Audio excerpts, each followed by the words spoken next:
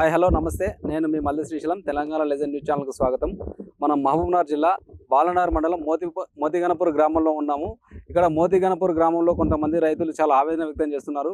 గత 20 రోజుల నుంచి తమ పంట పొలాలకు విద్యుత్ సరఫరా లేకపోవడం వల్ల ఓన్లీ వర్షపు నీటిపై ఆధారపడి మేము తాము వ్యవసాయం చేస్తున్నామని, ఇక్కడ ఆల్రెడీ వరినారు పీకి రెడీగా పెట్టుకున్నాము. అయితే విద్యుత్ సరఫరా లేకపోవడం వల్ల మొత్తం ఆ వరినారు కూడా మొత్తం అది ఏర్లు వారిపోతుంది. ఇక్కడ దున్నే పొలాలు కూడా మొత్తం ఇవి ఎండిపోతున్నాయి వాటర్ లేక. వర్షపు నీరు ద్వారానే ఇట్లా వ్యవసాయం అయింది. మొత్తం ఇది ఇట్లా గడ్డగట్టిన పరిస్థితి కనబడుతుంది. అయితే ఇక్కడ విద్యుత్ అధికారులు మాత్రం నిమ్మకు నీరు ఎత్తినతో వ్యవహరిస్తున్నారనేటువంటి ఆరోపణలు వినిపిస్తున్నాయి. గత సంవత్సరం క్రితం మేము డీటీలు కట్టినాము. ఈ డీటీలు కట్టినప్పటికీ మాకు ఇక్కడ ట్రాన్స్ఫారం బిగిస్తామని చెప్పారు. అయితే విద్యుత్ స్తంభాలు ఇట్లా పాతడం జరిగింది. కానీ లైన్ గుంజి ఇక్కడ వీళ్ళకు విద్యుత్ సరఫరా చేయడంలో నిర్లక్ష్యం వహిస్తున్నారని వీళ్ళు ఆరోపిస్తున్నారు. నా పేరు నరసింహులు, మోతిగనపూర్ మండలం బాలనగర్, జిల్లా మహబూబ్నగర్. ఇక్కడ వానాకాలం వచ్చిందంటే దున్నుకున్నాము, ఇక్కడ తుకాలు పోసుకున్నాము. అప్పటి నుంచి ట్రాన్స్ఫారం సతాయిస్తుంది, ఎవరు పట్టించుకుంటలేరు. ఇక్కడ మా కరియాలు అన్నీ ఎండిపోతున్నాయి. ఇక్కడ 4 వేసుకుందామంటే పీకిన 4 కూడా అట్లే పెట్టినాం. ఇక్కడ ఏం చేసుకోవాలో మాకేం అర్థమవుతలేదు. ఇక కరెంట్ వాళ్ళు కొంచెం మాకు సాయం చేయాలి. మాకు ట్రాన్స్ఫారము సారు 100ది కావాలి. లోడ్ చాలక మోటార్ నడుస్తలేవు. వీడికి ఎన్ని నెల సంవత్సరం నుంచి చెప్తున్నాను, ఇస్తాము అంటారు, తెచ్చలేదు. అది కేబుల్ మళ్ళీ ఇది నెల 3 సార్లు అయితే తెచ్చి పెడుతున్నాము, పోతున్నాడు. వెళ్ళిపోయిన అడిగితే నాకు తెలియదు అంటున్నాడు. మేము ఎట్లా చేయాలి, ఏం చేయాలి? కరెంటు ఇట్లా ఈ భూమి మొత్తం ఎండిపోయి ఇట్లా ఉండదు. మేము ఎట్లా చేసుకున్నారు సార్? మేము కరెంటు పరిస్థితి ఇట్లా అవుతున్నది. ఎందుకు ఇట్లా?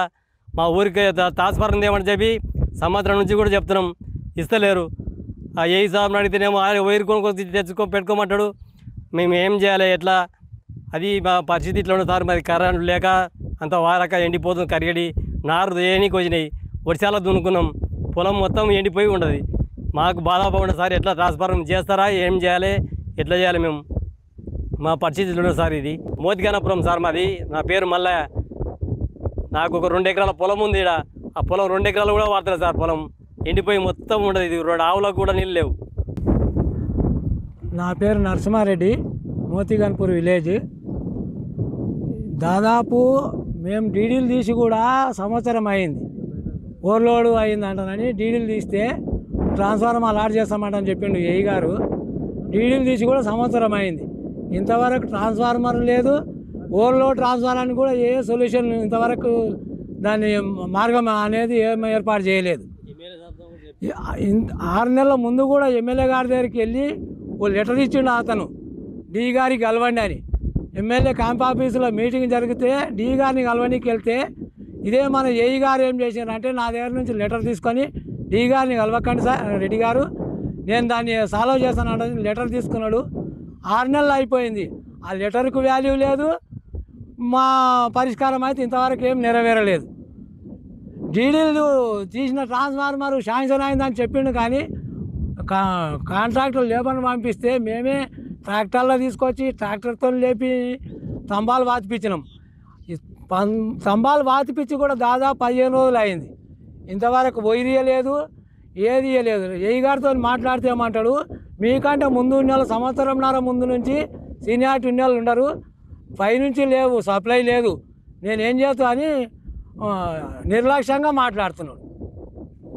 మొత్తంకి ఇక వర్షాలు పడ్డప్పుడే దున్నినాం. ఇంతవరకు కూడా ఇప్పుడు 4 రోజులు అయింది. 4 వీక్ కూడా ఇక ఒక్క 2 నిమిషాలు నడుస్తుంది అంతే.